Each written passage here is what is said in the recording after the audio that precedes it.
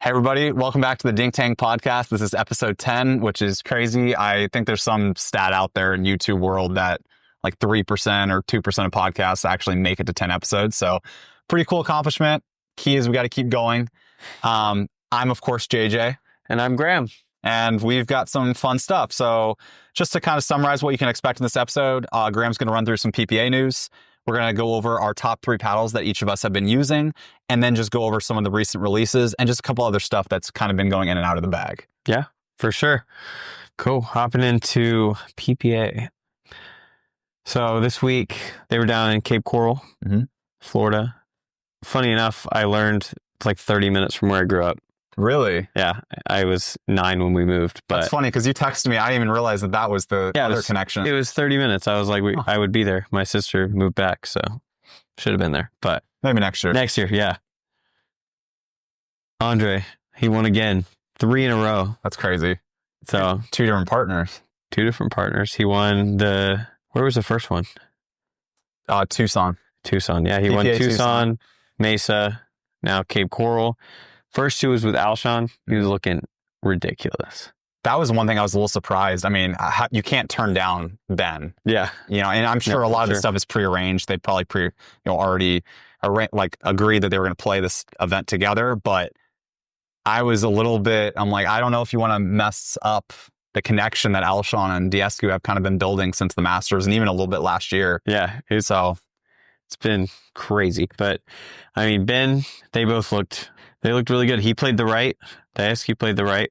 I don't think he's ever stepped foot on the right. Very, very rarely. Yeah, because I mean, MLP played with Zane, and Zane plays the right. So definitely interesting. But I mean, I think they both suited each other very well. I think you were talking about it earlier, like the way Diescu plays, like he's not super aggressive, and he's not always looking for speed ups. He will try to outlast you, and that's exactly how Ben plays too. So very, very patient, waits for the right shot.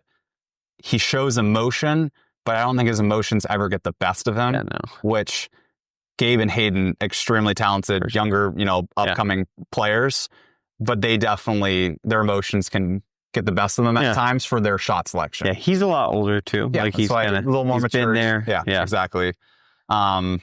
We also mentioned doesn't get affected by getting body bagged as much. Doesn't take that personally. Part of the game. There's so many times. I mean, he's a big dude. He just takes it to the chest, act like I think I sent you that moved on. Yeah, one that Hayden hit him on. Yeah. I mean, it bounced, hit his chin. He just moved on. So it's going to be interesting to see what Diescu does going forward. Yeah, because I don't know if Ben has any more partnerships coming up. Yeah. I think Diescu might be his best option if Diescu is willing to stay on the right. Yeah, I mean, the best part about that is that if Ben plays with Diescu, he doesn't have to play against Diescu, who has taken him down many times in the last past year. So, yeah, but I mean, I'm sure he has plenty lined up with Tardio, but other than that, I think they're pretty. The other thing also I think we've mentioned is Ben just looks like he's having fun. Yeah, Ben. I mean, the Masters playing his last event with Colin, he definitely seemed a little bit more loose and, smiling, whatever. For sure. Last couple weeks, it really looks like he's having fun. Well, last week playing with Tardio, he looked. But even when he's losing, like if they're down or whatever, like not that he likes losing, but it's like he's still enjoying just playing and being there. And I think he likes that the game's different now, maybe a little more challenging, switching it up. So yeah, it's good to see a happy Ben. That's good for pickleball. Yeah. Well, I mean, last year it was like, I think the frustration was like, yes, him and Colin been playing, but it's like the game was so different. And Colin was just that traditional right side player. Yeah. He made efforts, but it's just not, it's not the game. Yeah. He's also older. He doesn't move as well as Tardio and those other guys. Ben has to do more of the offense even. Yeah. And it's just that like, where Ben's taking 80% of the court, but then it's like you're playing against people like Alshon and Diescu, and it's like doesn't matter where Alshon's at. Yeah. He can play the left, he can play the right. So I think Ben's definitely having more fun for sure. Speaking of Alshon, he's killing it in every division. Yeah, like men's Ben and Diescu obviously blew out him and Fed pretty bad, but like he won singles first time. I saw that tweet that he posted. First time ever. Finally broke through, I think he said, after like 3 years. And he's been close. Yeah, he's been close. definitely a long way. I watched him get knocked first round last year at Desert Ridge. Yeah. First tournament with the TKO.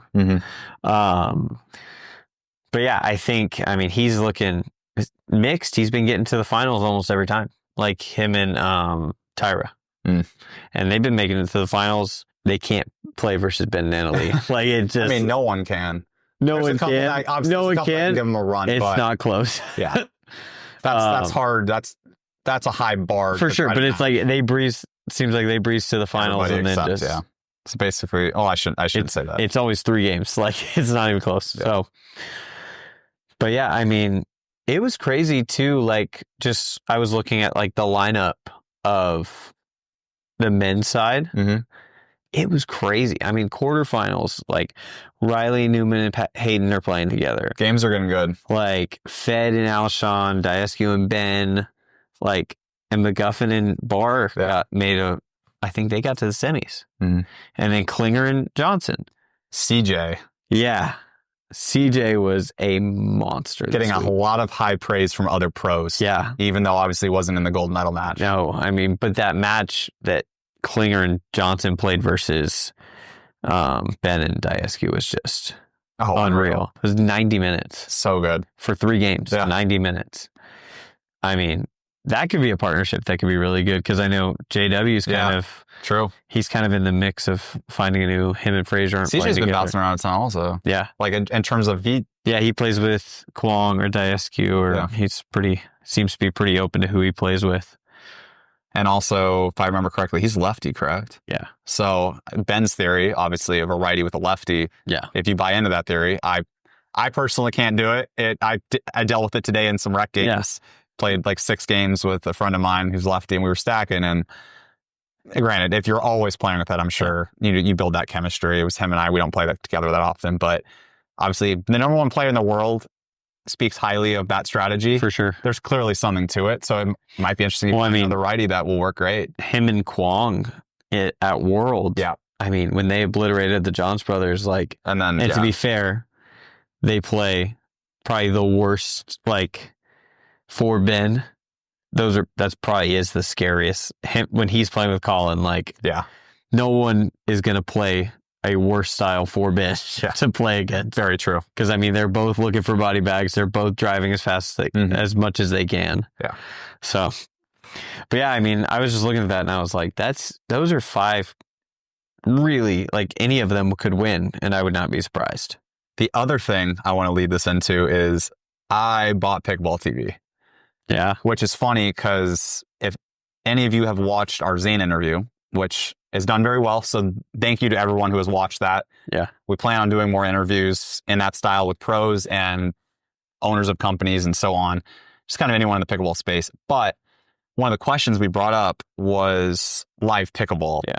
And a lot of people are commenting about either Pickleball TV adding the paywall or just why people aren't watching it live and why they like watching it on YouTube. Yeah. Which I know you still very much either look at highlights or are looking at these scores just online. Yeah. So I follow a lot online. I'll look at PPA scores and I'll go back like I was texting one of our friends and he was like, you got to go watch. Yeah. I mean, they post all the matches. The Klinger versus the semifinals with Klinger and them. So I went back and I watched it the next day. The only reason I enjoy watching it live, I just am usually busy. Yeah. So I'm like, for me, I'm like, if it's going to be on YouTube the next day, in great quality, it's like, but it's $6, so I'm not. $5. I'm pretty sure. $5.99. Okay. I thought it was $4.99. Anyways. Oh, maybe I paid for the year. I don't know. Regardless. Yeah, it might be a little 60, bit cheaper. 60 if you pay for the year. So anyways, it was just one of those things. I was looking at it. I'm like, I watch enough pickleball for sure. And I could throw it on a second screen when I'm at work. If, it's slow or just also on the weekend, obviously not working. So I did it. That's about my work weekends. Yeah. So it's cheap enough. So I was like, okay, I want to give it a shot. A lot of people obviously talked about it. I think the first 30 days are free also. Yeah. At the end of the day, it's inexpensive. Yeah. It's annoying that they added it, but any legitimate sport, you have to pay to watch. For sure. So I just wanted to bring that up because I did buy Pickleball TV and I know it's kind of a hot topic for a lot of people. Yeah. I've been enjoying it. but yeah, I don't know. Yeah, it just depends. I mean, it depends. If you're going to watch it, I mean, like you said, it's pretty inexpensive if you're going to use it. But exactly. It's funny. I was at work, and I work in like a retail space, and I turned it on, and I turned on that match with Ben and them, and then it just started playing all the other ones. But it was so funny because there was this dad, and he was sitting, and he was like, because I work at a trampoline park. So there was this dad who was sitting there, and he was like trying to work. And he looked up at the TV, like right as Ben was getting body bagged. And he was like, "Ooh." And then I just saw him, like he would be on his computer. He'd just start watching. I'd see him just like drifting off into the TV, and they'd be That's like, funny. I'm trying to work. Yeah. So, and it's funny because I was talking to one of my friends who I work with, and he doesn't play. He's been playing with me, but he doesn't play at a higher level. Like he's just kind of a beginner. And he was like, I think it's a very fun sport to watch. Yeah. He was like, and I was like, I think once you've played, like at all, like any level, if you go out, you learn the rules a little bit. I think it is a very entertaining, because that was, I think, a problem. That's where I'm at. That people had was, is it entertaining to watch? And I think to new consumers, it's probably not. Yeah.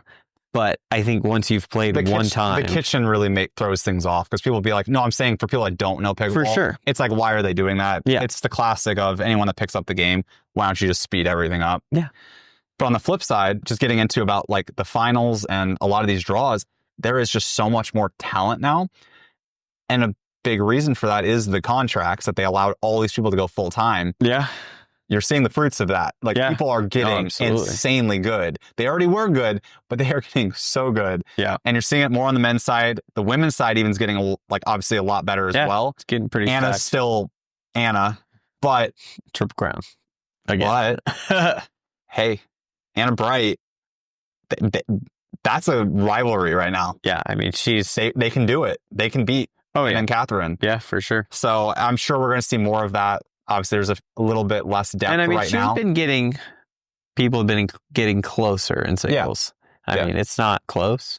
Singles, I think she's going to be but I think like Brooke Buckner at Mesa was definitely, I mean, she was hitting some shots and she was playing pretty hard against her.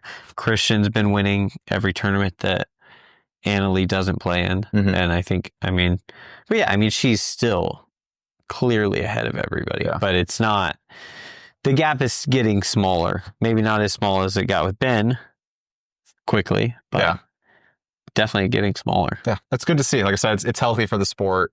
Obviously, it's great to have a dominating figure, but you also need the competition to at least be somewhat close, because you want good competition. And then I think it's good when you have someone that still wins. Oh, for sure. Because like a lot of these matches are getting closer, and I think that's just making for a lot better pickleball. Yep. But I think that kind of wraps it up for our PPA recap. I think we went a little bit longer.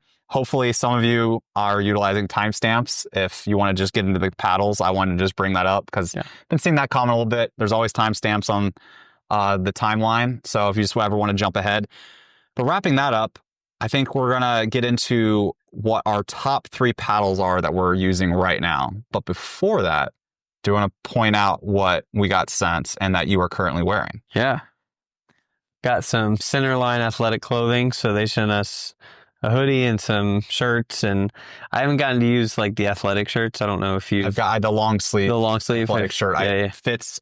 The biggest thing for me is like I'm a tall dude and I'm a lot of torso. Yeah. So having shirts that are actually long enough is huge for me, especially on long sleeves. And that shirt is extremely comfortable and it fits me. Yeah. Which does not usually happen. Like a lot of the Nike stuff I even usually wear is just really short. So I definitely will hopefully be getting some more stuff. Yeah, and I know those have like a built-in towel on the sleeve. I don't know if you've seen that, but I don't think I actually noticed that. Yeah. So it has like a spot to like dry your hand off on the sleeve. Oh, that's why then, because my hands don't sweat. Yeah, mine I don't have to run that. Sweat too much. It's also the winter for us too, so I'm not running that as much. But yeah, that's good to know though. Hoodie's super, super nice. Yeah. Feels super. It's like, it looks heavier than it is. It is. It definitely feels pretty lightweight and very simple. I mean, it doesn't even just one little minimal, but it's there. Logoing, but very cool. Yeah, feels. Just want to make sure we gave them a shout out because very appreciative they sent over some stuff and definitely very good quality. Yeah, great quality. But now to get into what we actually said, what are 3 paddles? What are your top 3 right now? As I'm asking you first because I kind of know. Right in the moment. Yeah, right in the moment. So clearly, we've talked about it a lot. I've still been playing with the Flamingo a lot. Mm-hmm. I've been telling, me and JJ have been talking about it because there's so many great paddles coming out right now. Yeah. That it's hard to pick. For me, I think the reason that we were hyping this one up so much, it's the perfect paddle for us right now. Like, it doesn't hit like a mod.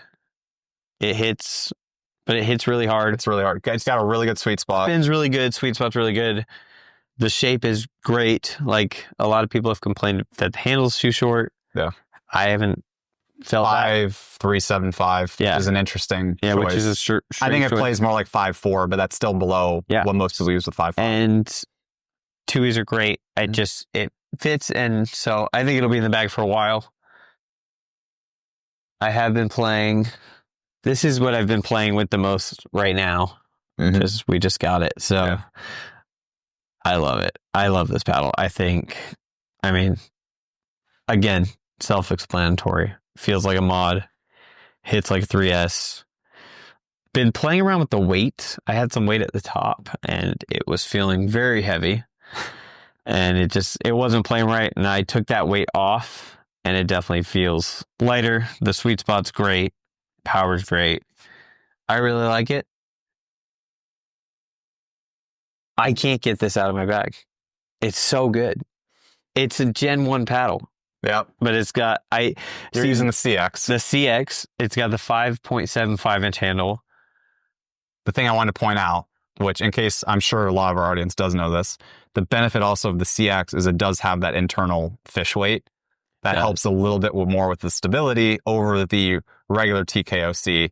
And I just bring that up because you mentioned it's a Gen 1, and that helps just a little bit more with that sweet spot, which is the biggest complaint for this paddle. I'm going to be honest, I genuinely forgot about those. That's why I wanted to bring it up, because I was like, it helps with the sweet spot on this one specifically. Yeah, and I got weight on it, but like, it's a light paddle. Mm-hmm. You can put a ton of weight on it. The pop is ridiculous.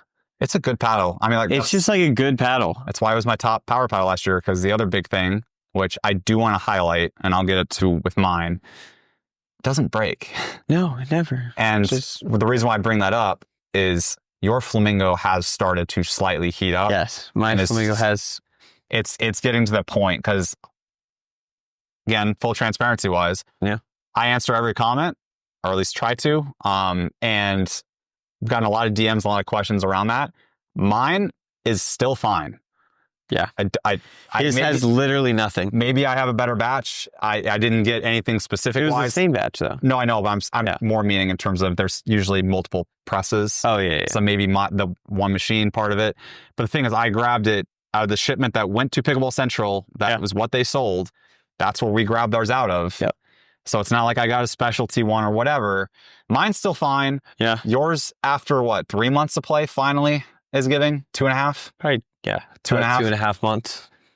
We also know people, though, after a week. Yeah. But I mean, we also know people who hit the ball much harder than we do. And it has brick. It hasn't broken. Bricks hasn't broken at all. And he's 6'5" and rips the ball. But then Cody, who's not 6'5". Yeah. Not that, but hits the ball insanely hard, but not, I wouldn't say as hard as brick. No. And he goes through it like crazy. So, there's something up with it. I don't know.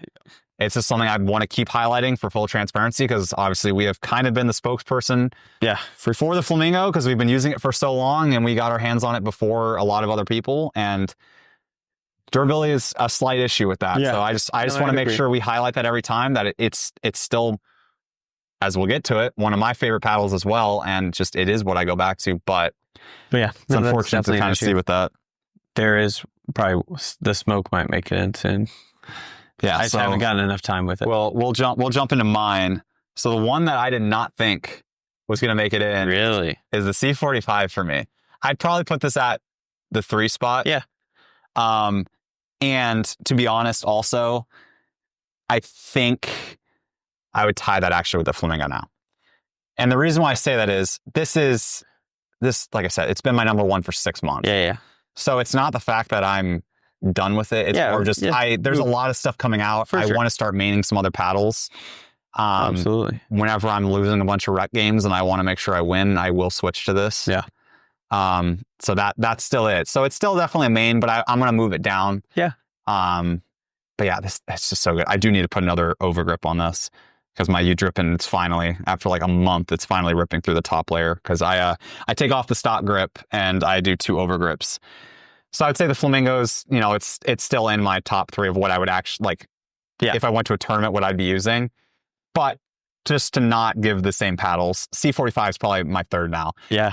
And I think what kind of reminded me and sparked my interest is playing against Aaron and Kyle at Vegas at Sunset Park. They were using it. And I was just like, I used that paddle a lot like 3 weeks before that. And I threw weight on it and I was like, oh, it's really light. I'm having some issues with it. It's fun. And I think the thing I'm appreciating with it is it's definitely an all-court paddle stock with weight, and you need substantial weight. I know there's a ton of people that are like, we like light paddles, maneuverability. I am telling you, you will not like this paddle stock. It is too light. There are light paddles that play great. Hey, Georgia Johnson's playing at stock, which is crazy. Regardless, there are light paddles, in my opinion, that play significantly better. Yeah. If you want one like that, get the ESQC or the ALWC from Paddle Tech. Yeah. Amazing paddles that are super light, low swing weight. It's very similar to this, and they play good. Yeah. This, to me, just, it's so light, and there's just no power, no pop. All the pros, they uploaded what their weight setups are. Maybe I'll attach that down in the description. I know someone emailed me about that. I apologize. I have not gotten back to them on that. It's about the only email I haven't responded to. It just reminded me. But yeah, it's just with weight, this thing is solid. It's dual stamp, so you can play with it UPA and USAP events. It's obviously only out in the hybrid right now. They're coming out with the other shapes. I know both of us are really excited for the elongated because I think that's going to be the best true test for us. Yeah. Just because that's what we use the most. I'm really excited for the elongated 16. But what's funny is you usually don't like hybrids, and I know you've been enjoying this. Yeah. No, I picked it up again tonight, and I was like, maybe it's not so bad after all. It's a fun paddle. It is very fun. Do you have a bunch of weight on the top? I have none on the top. Or maybe do I have one? Is it 1.5? Something. It would help if you would let me see. There was something up there. I don't know. Yeah, okay, so I have 2 grams on the top. Okay. I originally didn't, but I think I put some on when I realized it was still too headlight. Yeah. So I have 2 grams on the top, and I think I have 4 grams on the sides. Yeah. So I've added in total, 10 grams to this paddle? And I'd still say I can add a little bit more. Yeah, which I never add that much, but it's fun. I mean, it grips the ball well. It's got good dwell. I saw somebody say it doesn't have great spin. I beg to differ. I think it has very good spin, and I think it's because the ball just feels like it stays on the face. Yeah, I don't think I've ever seen the ball dip so hard than the first time you were using this. Well, and that was stock, and I think the reasoning for that was just because it doesn't have that much power. Yeah. And so the ball grips and dwell, and then it would run out of power, and so it just drops. Yeah. And now that it's got a little more weight on it, the ball's definitely flying more, but you still see it because it isn't a top. It's not, like, again, it's not a power paddle. If anything, it's all court pushing power, or if you want to be really, really generous, it's bottom of power. Yeah. But yeah, overall, I think that's why I'm excited for the elongated though. Cause like we've been playing with all these super high power paddles. And you can keep touching on that because that's a perfect segue into. Actually, okay. Let me jump. I'll go by this real quick, but just want to run through some numbers real quick, just for people that are curious. 14 millimeter. It is a hybrid. It's not as wide as a traditional hybrid, so it's still the width of a elongated. Interesting choice because they could have gotten a little bit better of a sweet spot. Obviously, they were able to save on weight. Not that this paddle needed to. Static at 7.55. Swing weight was 105, and the twist weight is 5.6, and that's stock. I did not write down what it is with weight. Yep. So I will remeasure that. I also will be posting my full review of this soon. So I just want to go over the specs real quick.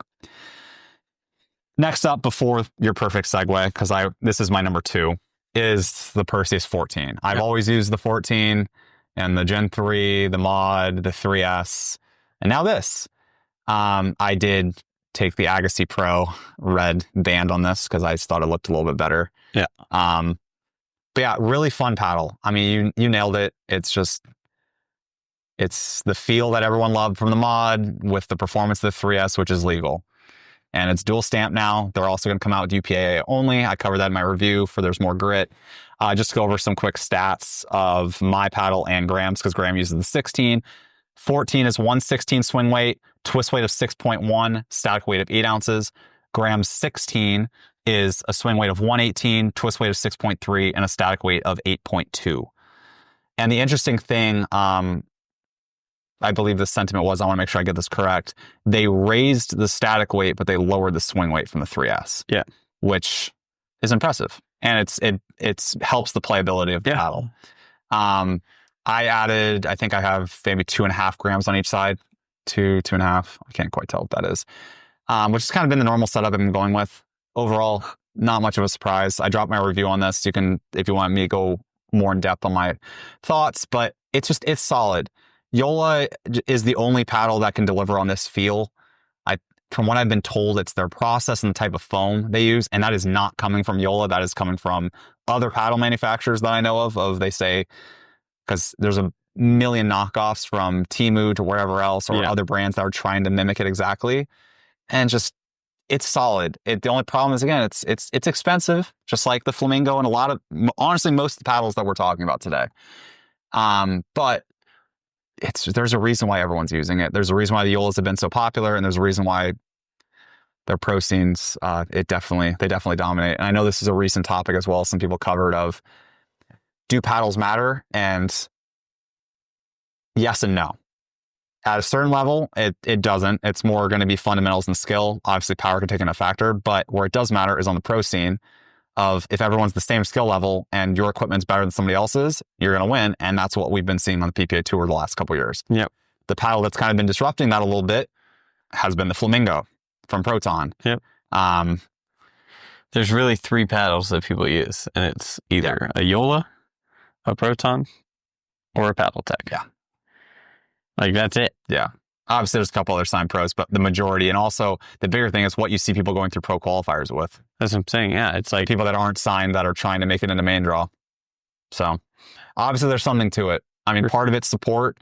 That is definitely part of it. And also part of it's the UPAA. But I mean, there's a reason. I always, like I said, one of the best things you could look at is players that aren't paid to use something. What are they using? And well, it's like Dylan Frazier. Like, his contract with Selkirk's done. He's using a Magnus. Yeah. There's a reason. There's a reason. So anyways, and also, I mean, you look at the amateur division, there's a reason why 20 to 30% of everyone's using Yolas. So, well, it's like, if you look at the 5.0 division, it's like, it's Yola or Paddle Tech. Yeah. That's it. Yeah. That's it. Yeah. So anyways, back to your segue from earlier about your Paddle Tech and just how solid it is. My number one recently has been actually the Smoke. Yeah. I got mine a little bit earlier than you. And talking about the C45 is also where your segue was to this. The thing I think I'm starting to value is I like a power paddle, but I don't want something that's crazy. It's fun to play with, but I don't think I play, at least currently, my best pickleball with it. I think I need a paddle where I can be a little bit more fundamentally sound and not rely so much on the paddle. So I think the C45, that's why I've been enjoying it. It doesn't hit as hard, but it's got plenty. It's got good spin, and I can still be aggressive. The Smoke is interesting because it's elongated, but it's also got a 5.6-inch handle, which honestly has been amazing. I've been also playing this paddle stock. I've been missing a couple returns because I can tell it's still a little light for me, so I need to throw some weight on it, but I like testing every paddle stock first. And just to run over some quick specs, 14.5 millimeter thickness. Mine is a swing weight of 118, but you can choose that on their website. I think it's 117 through 120. Maybe one of those isn't on there. Maybe it starts at 118, 119, 120. 121 or 122. Okay. Regardless, there's like 3 or 4 swing weights you can choose from. It's a cool thing that Thrive allows you to customize. The twist weight of mine was 6.3 and static weight of 8.2. It feels so good. Yeah. I had that same as I had on the Yola, where I had weight on the top. Yeah. missed every ball. I don't know what happened. I couldn't play. I was like, this paddle's not as good as you're saying. Yeah. Took that weight off. I just have weight here. Mm-hmm. It's been awesome since. The only reason it wasn't in my list, I just haven't used it enough. Yeah. But I'm definitely, it's second right now with how much I'm using is the Yola and this, trying to get a good feel for them. And we'll see if it stays in my bag, but I just think it's very simple of why it's been my number one. It's, like I said, it's got plenty of power, but it's not top of the line. It's got a better sweet spot than a Paddletech, and that is its direct comp. This is a Paddletech comparison because it's a wide cell 10 millimeter core, just like the Paddletech. The only difference is it's thermoformed. Yep. It's thermoformed. I believe it's got 5 layers carbon fiber with a middle layer of fiberglass. So it gives a little extra pop. But honestly, I don't feel the fiberglass. It feels mostly like a carbon fiber paddle to me. The only thing I don't love about it is the design, personally. Yeah. I love the grip, very good stock grip. I like the silver around the edge guard. I just wish they kept the big T, like my Azul and the Surge and the Blackout. Actually, the Surge did it off to the side, but the Azul and the Blackout with the big T from Thrive down the middle, I think just looks so clean. And it's also good for marketability. Yeah. But this one also almost makes it look like a prototype, which is exactly what it was. Like, in terms of, I hit the prototypes from this 5 months back. Yeah. It was that, except it didn't have this. It had something else, the project name. But yeah. Anyways, I don't know. But also, it's good to switch it up. The other theory I have, and I do not know if this is true or not, is I'm wondering if they did this design so that if pros on the PPA, their pro qualifiers, want to use it, it's easier to Sharpie. Oh, yeah. Because, I don't think they're a part of the marketing fund of where you can show the logo. So I don't know. I could be wrong with that. I could be way off, but that was almost something in the back of my mind, because I know there's somebody, I'm blanking on his name, but an unsigned pro used it in singles and took a game off Fed. And it sounds like he's going to stick with it. And then obviously the pros on the APP side use it, but that's USAP, so that's not an issue. But yeah. Anyways, just it's a super solid paddle. Is it revolutionary? No. But it's filling the needs of what I want right now, of just a good sweet spot, elongated, long handle, so I get a lot of leverage, easy for tuies. Gives me room for customization with weight, but it's good stock. And honestly, the 14.5, weird number. I don't know why. It's not just, a 15. But I'm not complaining, because if it was 15, it might hit a little bit less hard. And if it was 14, it might be a little less stable. Yeah. And also, you look at Paddletech, they're at 12.7 and 14.3. So I don't know. And also, the other thing that's nice with this, it's with the code, it's sub $200. So outside of the 11.624 Power Series, there's not really another solid power paddle on the market that's sub $250. Yeah, no. So I think it's in a good spot. I've really been enjoying my time with it. Next, I just kind of wanted to jump into some other paddles that we've been messing around with. Not going to go too into depth, but I just feel like they deserve a little bit of a shout out. And that's the Avoura. Yeah. This thing's just fun. Yeah. It's nothing crazy. And I don't like getting into the price of it's not a good paddle because of a price. I think this comes in at $220. And I don't think that's a bad price, because the twist weight on this, if I can find twist weight of 7.3. It's insane. Swing weight of 105. And again, low swing weight that plays good stock. It's possible. The Franklin just feels terrible to me stock. And like I said, basically the exact same swing weight. Anyways, this paddle feels solid to me. It's Gen 1 and it's 13 millimeters. But the owner of this company set out to make the perfect pickleball paddle, trying to make the largest sweet spot. And there's a circle on here, and that pretty much is the sweet spot. Yep. Ironically, I saw someone at the park, our local park, using this the other day. And I just asked him, how did you come about this? And I think he was a Pro Kennex, I think was where the owner came from, I believe. And he knew him from that. He liked Pro Kennex paddles. He saw he split off and made this. And I was like, that's really cool. But yeah, this is just a fun paddle. It's got a surprising amount of pop. It does, yeah.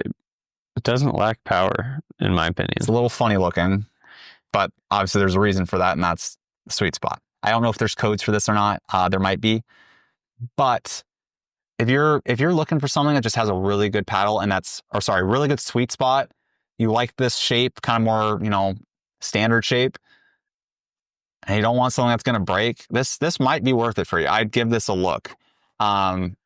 It's not going to be for everybody. The one thing I think that's really unique about this that I love is how thin the taper is. Like the handle's very short. I can't remember exactly what it was. I think it was 525, I think. But because of how narrow this throat is, it's so easy to put a second handle on. So it doesn't really feel that short. But yeah, I just wanted to give it a shout out because it's been in my bag for a while, like kind of in and out with paddle testing, and I just haven't seen many reviews on it, and it deserves some love. Yeah, so, for sure. Well done, Avoura. The Rhapsody 13's this is a very solid paddle. Another one that was sent to me, and a fellow reviewer constantly kept messaging me about it because I love the Flamingo.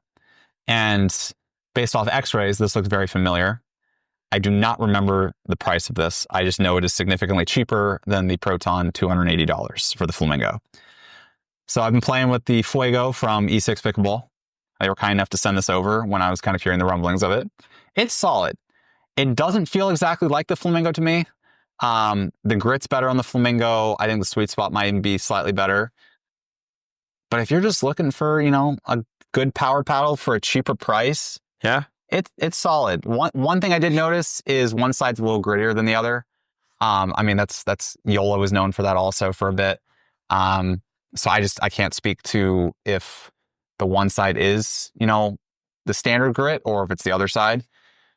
But it's a solid paddle. I've been enjoying my time with it. It's solid. Again, it's hard to make a bad pickleball paddle nowadays. Yeah. And I know most people, like I said, and especially in the hardcore pickleball paddle nerds, it's like price is a big factor. So I just wanted to kind of provide an alternative to if you had a Flamingo and it either broke or, you just can't justify paying that much. See if you can find any more information on this. But yeah, the Fuego from E6, solid paddle. I don't really have any complaints from it. And then lastly, I shouldn't say lastly. Should have covered this earlier. We skipped over something pretty important. Yeah. And that's the gearboxes. So this, I believe, is today the 10th. It is, yeah. So this is launching on the day we're posting this. They moved it up to the 11th. It was supposed to be the 17th. This is the replacement for the Gearbox Pro Power Elongated that is getting sunset on July 1st. And the Ultimate is what came after it. This is 16 millimeters. This is 14 millimeters. There probably will be a break-in with this. I am not there yet. So my thoughts on this, I want to keep a little bit short. I like it though. I personally though have been a fan of Gearbox paddles for a while. Graham knows I bought the original Pro Power Elongated. I waited 3 months for it before I was doing reviews. I loved that paddle. Eventually I was like, I can't control this. So I switched away. And when the Ultimate came out, I was super stoked because I'm like, okay, a less powerful Pro Power. This thing still hits crazy hard. Yeah. Played against one of these at Worlds with John Q. This thing hits insanely hard. Yeah. So I'm going to be very curious to see where this gets to. It is PB Core approved. It's also USAP Quiet approved, as well as obviously just USAP approved. The one issue everyone's been having with is it is heavy. It's not as heavy as the original one. I think those were coming in around 130 that some people got. We did not get our hands on that. Oh, yeah. The original one. Of this. Yes, of this. But this one is, I think, around 125 is what our unit was at. It's manageable, but a lot of people don't like paddles that heavy. As someone who really likes heavy paddles, it felt really heavy to me. Yeah, it felt really heavy to me. It's head heavy. Yeah. Which is what makes it hard. I mean, I had 1 gram on my Yola and I was like, it doesn't feel right. I was like, it just doesn't quite. I don't know what it is. I'm very sensitive to weight up top. So, and just because we got a couple comments, but it felt really good. We got a couple comments when I brought that up the other day. It's like, the higher up you put weight, the faster the swing weight jumps up. Yeah. Just for anyone that doesn't know that. So adding just a little bit up here changes the swing weight like 2 to 4 points, depending on how much you put. Now I'm talking about like a small amount versus down here, it barely moves it.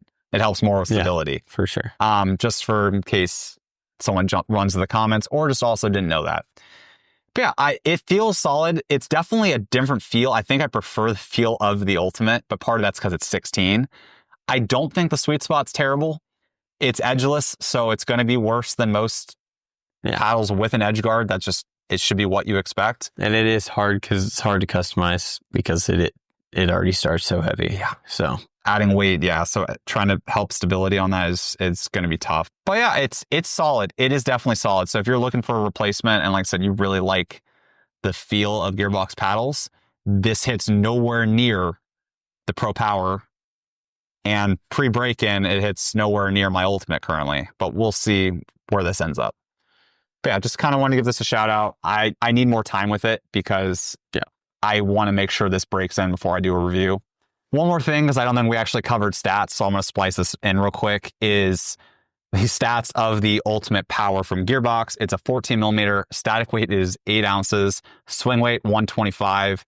Twist weight, 5.34. I think we covered the swing weight, but I just want to make sure, gave the stats of everything about this paddle. Now getting into the GX2. Static weight of 7.95. Swing weight of 120 and a twist weight of 5.65. The one thing I noticed on this is it's super smooth to the touch. I got good spin though, so it's interesting. I wasn't expecting that. This is also PB Core approved. I've enjoyed my time with it. It feels head heavy, even though the swing weight, like I said, isn't crazy. But I've been enjoying my time with it. It's definitely a unique feel. So when we can talk more about this, we'll dive more in. I just kind of want to give some initial thoughts and just kind of throw this out there that we do have it. We're experimenting with it, and we'll give you more when we have more information. 16 millimeter? 16 millimeter. Last paddle that I want to talk about. And then we have just some news from our last tournament and also one other product that I've been using that I've really been enjoying. And I'll probably start featuring in more stuff just because it's definitely been helping with my warm up. But the 11624 Huarache X, which I have from the Power specifically, which I've been very vocal about, have not been trying to be too critical about it because I do think this is a very solid paddle. I keep trying to like it. It's growing on me a little bit. I'm still not in love with it personally for myself. A couple other people I let hit with it at Rec Play the other night. They love it. So it's one of those things of, again, if you're looking for an affordable power paddle, I'm going to keep shouting it out. Even though I don't think it's my perfect paddle. I'm trying to figure out what I just can't quite hone in on this because I usually don't have this much issue. And when I say this, it's very minimal things. Like I can play 90% of my rec games with this and I'm totally happy with the way this plays. It's just some of the higher level games that I'm just missing some shots I usually don't with. But very solid. And I just, like I said, if you want a power paddle that's affordable, that hopefully is not going to break, because I have not heard any issues with this so far, this is a great option. So give 11624 a look. Also, they have an all court and they also have their Jelly Bean line, which is their control line. And they have 3 shapes. So it's like, it's very pickable, user friendly. I know you like this paddle a lot more than I do. Yeah. And I don't mean that, like I said, in a negative sense, but you definitely have enjoyed this paddle a lot more. Yeah. So I don't know, has anything changed with you? No, I like it. It's definitely not, I mean, I was hitting it tonight. It's definitely not super high in power. Like, it's lower than what I think some people were. I think it's lower than people think it is, but I like the vapor shape. I think the vapor shape is, and that's been the most popular. Not a huge fan of this elongated shape. Yeah. But that's also because I always use a two-handed backhand, but I don't put both hands fully on. I always put my finger up. So the 6-inch 5-set, even, I mean, the TKO, it's like, I don't use that extra. So I'd rather have the longer face. So it's funny because I just use it for the leverage. Yeah. Because I'll grip it like down here. where my pinky is like off the paddle for on overheads or like on flicks, just to get that extra reach, especially on dinks too. So I definitely enjoy the shape. I wanted to like the Vapor more than I did. I wish it was the Willinator where it's elongated. I just wish it had that extra, I think it's a 1/4 inch on the handle, and I would be all over the Vapor. I definitely played well with it. The only thing is I played with the pre-production model of that one where it had more grit. So I've been trying to keep more of my thoughts on this one specifically because I do think they play slightly different. Just from my experience, I know they're not supposed to. It might just be partly the ball, gripping on it. But yeah, again, very solid paddle. 11.624 just continues to kill it. So the very last thing we're going to cover today, outside of a little story time for Graham and I of our last tournament, which was not the most fun. Do we need to have a story time for that? Yeah, we could cover it. Is this like warm-up set from Yobow. And college athlete, played golf. I am very used to recovery and warm-up and a lot of these things. And this set is pretty affordable. I'll put the price on screen. And it's a good kind of warm-up and recovery set that you can keep in your pickleball bag. And it kind of covers everything. So I can kind of jump into some of the stuff in here. So there's a lot of stuff in this box, but I just kind of want to highlight the things that I use the most, that I've been enjoying. Some of these things I did in college, just with warm up with golf for hip activation stuff. So kind of used to my routine, but just this is super nice. So I use this I put this on my knees and I'll do like just some stretches out, some like steps, and just really helps activate like the hips, the glutes, whatnot. So I wish I could demonstrate. I'll probably have some videos out, but this is a lot higher quality than the band I use. Yeah. Because I still have this like thin blue band that I used from college that I always keep in my pickleball bag. This doesn't feel like it's going to snap on me because that occasionally would happen in warm-ups on my college team, which was always hilarious. But yeah, so this definitely feels great. This is what I've been utilizing the most. I've used these in the past, but this is good for like shoulders. Yeah. As in terms of for stretching wise, you can use these in a lot of ways. You can go behind the back. So this is great. But the thing that most people are probably most familiar with, and the fun thing in this is they come with a small like Theragun, as I think just it's the name of another brand, obviously, but massage gun. We'll go with that. This massage gun's great. I think most people are pretty familiar with obviously what they are used for now. It's great for recovery. It's good for warm up. If you're ever tighten somewhere. And the thing that's nice about this is it's super portable. Like this fits in my bag. Some of the other things I've used are pretty big. So it's nice. I mean, you remember when right before I went to Worlds, I collapsed absolutely on the court and someone had a massage gun that they let me use and it helped me definitely feel better pretty quickly. Yeah. Didn't heal me, obviously, but it's nice to have in your bag, and especially for how portable this is. I mean, you can fit, most people are, if you're carrying a tour bag or not, this would fit in our kitchen or forward bag super easily. So yeah, I was super happy when they reached out because this is something that I've definitely been trying to take more serious as I've had not many injuries, but I've had a couple. Just right before tournaments. Yeah, it's always right before tournaments. Hey, we were good on this last one, which is ironic because we played terrible. We'll get to that. But basically, just been trying to do more of an effort this year of playing before rec because I play a lot of pickleball and sometimes, which my girlfriend will always point out, I am not the best at rest. I very much just will keep playing, which I think is probably most pickleball players is we don't want to stop playing. And if you get invited to the game the next day, you're looking forward to it. You're just going to go. Sometimes you get to the court and you're like, oh, just hop on. You hit a couple of dinks. You're like, I'm good. And you're not. Center court's great because they have kind of a stretching zone. So I've really been utilizing that at our local club. So this has just been really nice to have in my bag. So yeah, thank you, Yobow, for sending this over. I've definitely been enjoying it. I definitely need to have you start trying this out a little bit more as well. Yeah. Last thing,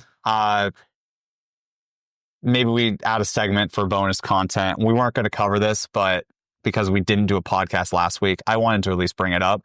Graham and I played at Mesa. We almost played 4-5. Probably should have played 4-5, which is ironic for how this tournament went. We played 4-0. We also played singles on Friday. We can start with that, I guess. I made the conscious effort because we were joking. We had just got back from the Yule event. So I I had been all over the place this week. I think I had played a golf tournament. Then I went to the Yola event in Vegas. Then I came back and did singles on Friday, doubles on Saturday, and then straight from after we lost in doubles, I drove to Las Vegas again after being there on Wednesday for the Yola event to do a half marathon with my girlfriend the next morning, or the next night, I should say. It was a busy week for me. I was a little bit tired.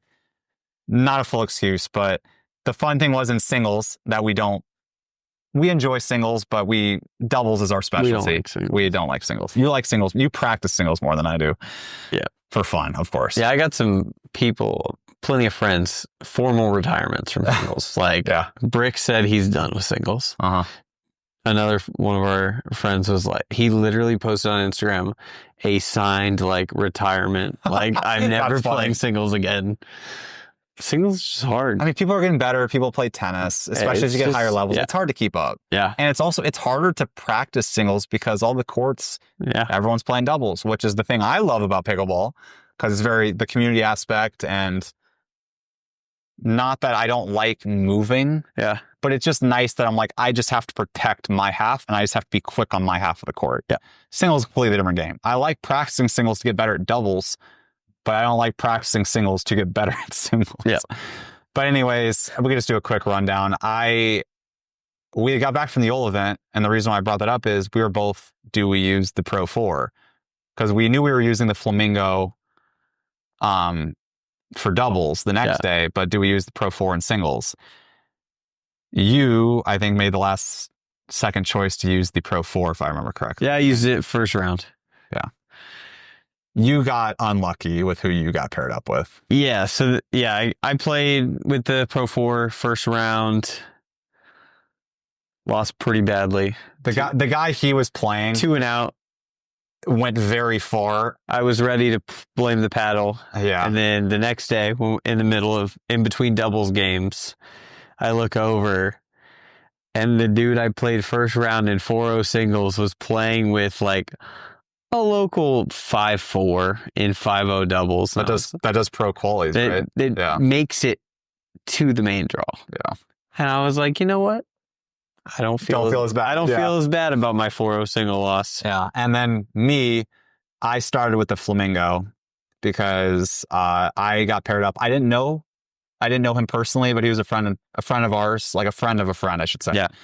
And very good match. It went 3. I think I won the first one 12-10. Yeah. Lost the second one 11-9, I think. Or maybe it was a little worse than that. No, 11-9, because I was up big in that match. Yeah, you had him. It was like 8-5 or 9-5 at one point, and I could not close it. And then we went to the last one. I think I lost 11-6. The one thing I would say, I hate singles. That was some of the most fun I've had. Yeah, that was because him and I think, were very evenly matched in terms of skill level. Yeah. And just some of the rallies we had. Yeah, you guys played a lot of cat and mouse. That's what I was going to say. That's what was fun. We played a lot of cat and mouse. I'm like, this is genuinely fun. I was gassed by the third game. My first match. I was gassed by my first game. I went to the back draw, got paired up with another local. I actually ended up switching paddles, so I lost. I'm like, all right, I got nothing to lose now. I used the Pro 4 in my back draw match. And I used the Pro 4 or did you use the Smoke? No, I used the Pro 4. Okay. So I used the Pro 4.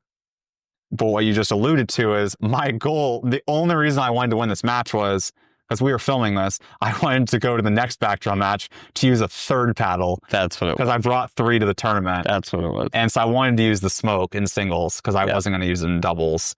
And I ended up losing, I think, 14-16. It was a good match. Couldn't quite figure the guy out. He played very unorthodox, which you later found out. I'll let you cover your first backdraw match. Yeah, so I went to the backdraw, played another guy who was also playing 4-5 doubles. He got up 7-2. Yeah, I think I was down bad. I came back like 9-7, and I think I ended up winning like 15-13 or 15-12. I think he went on another small run, and then you went on a big run and closed it out. Yeah, so it was a really good game. That one was a lot of fun. Yeah. That was one of more. I was luckily, we were kind of off timing, so we were able to kind of watch each other. So then after that, you ran into, for your second backdraw match, the person that beat me in my first round of the backdraw. Yeah. I was excited because I was watching you play, and I think I had already won. Yeah. And I was like, if he wins, we got to play each other again. Yeah. And I was ready to beat him this time. But we'll see. Still got that gold medal. Yeah. 3-5. 3-5. I'm back down to 3-5. Yeah, I'm like singles again. I think you were right above, weren't you? Oh, come on. I think I'm like a 3-6. Maybe it'll keep dropping. We'll see. Anyways. But yeah, so I ended up playing the guy he lost to, and it was a close match. It was a close match. I think it was 15-13. He beat me too. We both lost right at the end. Yeah. Very unorthodox, like JJ said. He was just good player, just very good player. Not at all the shots you expect to hit. Yeah. Or to see. Yeah. He hit some lobs. He would run around his forehand to get to his backhand. Did a drop serve. Like, well. Yeah. But I've never seen more drop serves, like, kind of in a match. Which, again, obviously, Zane always advocates for that because it's easy to enforce. And I mean, I have one drop serve. I just usually don't use it in tournaments. Yeah, he was a good player. Just, like I said, different. Yeah. And then what was funny is our buddy Cody ended up playing him, I think, maybe the next match. And he was down pretty big. And we're like, is this dude going to squad wipe? No, literally.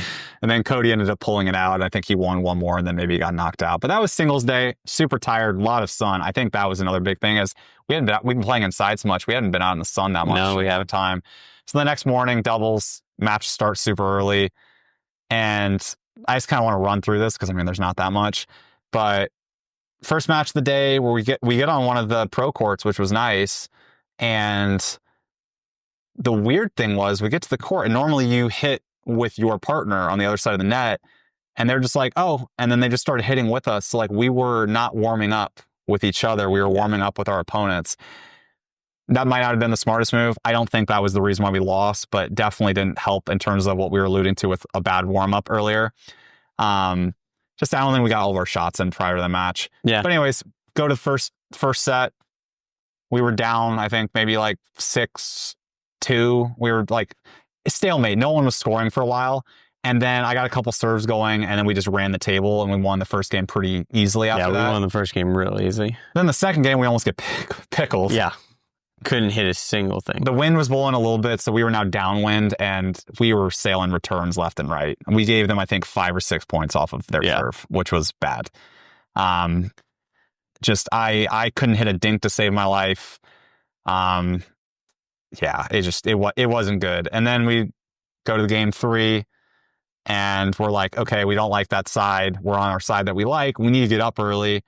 I think we made the turn at 3-6. And then we lost like 11-6. Yeah. Straight to the back draw. First time that's ever happened for me in a doubles of losing first round.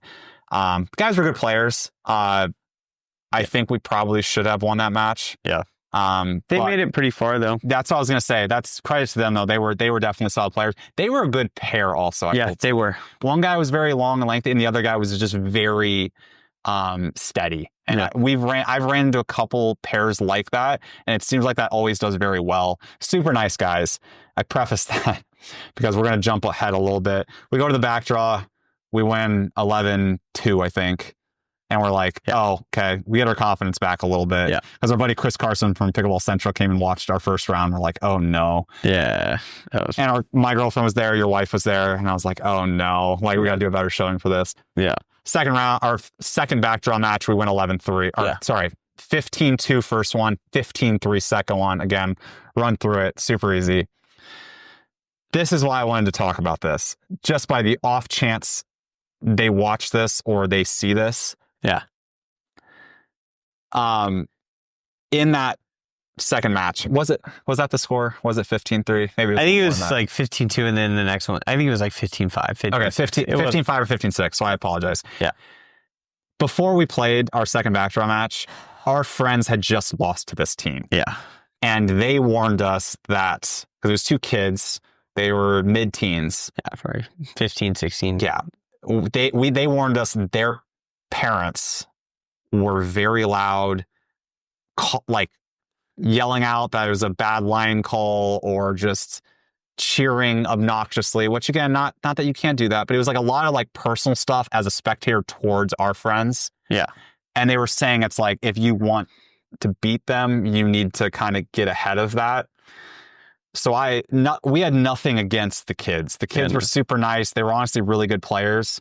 Yeah. But knowing that information and not wanting, I mean, we had a rough start to the morning already. I was like, okay, I'm not going to let that get in front of us. So we started, as soon as we heard the parents say something, we got loud. Yeah, we were cheering, we were high-fiving, we were driving. And the one thing I will also say, all directed to each other, never like... Yeah, never towards the kids. Although the one thing I will say is the very first point of this match, Graham took a ridiculously hard body bag. Yeah, right. Not that it was a bad shot. Like it was a good shot. It was like top. But it was like, okay, that's like the very first point. I was like, all right, kind of, stuff was set. And we're like, all right, that's how that's going to be. And again, not against them. And there was one call that was a little bit questionable. You saw it out. I thought it was out as well. It got them going. They hit their serve out. And their serve was out by a foot. I was it was out by like 3 inches. It was out. I turned my head and I was like, it was close enough. Their third was like a drive and it was down the line on your side. And I was like, it looked wide. I was like, it looked wide. I had the better angle than you. You were looking straight down. Yeah. I was looking. It looked like it. I mean, it looked like it was just wide of outside line. And I was like, I'm not giving them 2. It's a tournament. Exactly. They were both really close. Yeah. I'm not giving them 2. No. And it was one of those things of... Mom really didn't like that. Yeah, it's like, we were already hearing some chirping. Really didn't like that one. It didn't matter. I mean, it was 8-2 we were handling the match pretty well. I just wanted to bring this up, though, because I did feel a little bit bad. I know one of the kids... was a little bit upset after the match, and I felt bad about that. My girlfriend pointed out. Yeah, and he was also just, again, it was really one set of parents that was loud. There was another one who apparently had gone up and apologized to our friends.